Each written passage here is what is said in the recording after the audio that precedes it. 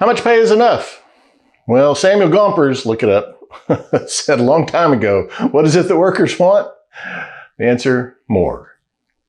Is that including pay? Maybe. Hello, I'm Kevin Berchelmann, and welcome to the Brazen Leader. Brazen leadership is about leading boldly and without shame. It's about leading from the front, outwardly and decisively. Every week, we'll get in the trenches here about real leadership, so watch, enjoy, and be brazen. How much pay is enough? Boss, it's not about the money. And other bold-faced lies that employees tell us.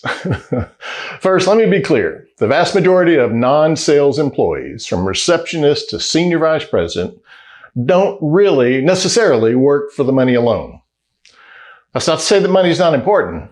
Zig Ziglar used to be fond of saying that anyone tells you money doesn't matter, well, they'll lie about other things as well.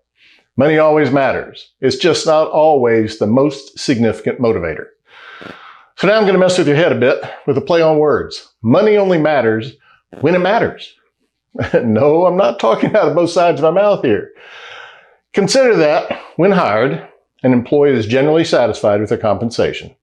Not to say they wouldn't accept more, remember the above, but generally it seems okay. Further, it was still okay last year, or last month, or yesterday. But all of a sudden, now, it's not okay.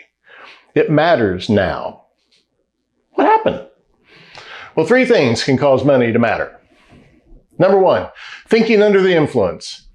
No, not driving under the influence, but thinking about money under the influence of an outside instigator. Could be a spouse, a friend, or a prior boss trying to lure him or her away. You've been there. Something externally, though, is influencing them to make money matter right now. Number two, it ain't fair. Somehow, some way, the employee discovered that someone equal to or below them in their perceived food chain makes as much or more than they do, and they don't like it. My pay was fine until I compared it to another's. Now it isn't. And you know, with all the talk around transparency these days, pay attention to this one. We sometimes do this to ourselves because sometimes we're just stupid. We believe, and some of us really do believe this, that special deals and higher than normal compensation arrangements can be kept secret. And in fact, they can, for about a nanosecond. Always make deals with the understanding that others, particularly the ones you're most concerned with, will discover the arrangements, because they will. Three, finally, you owe me. Maybe you just got promoted and you want your cut. Maybe you were just rewarded because you single-handedly saved some portion of our corporate planet. Only you used my single hands to do that. Maybe the last three people that had this job were promoted at, about this time.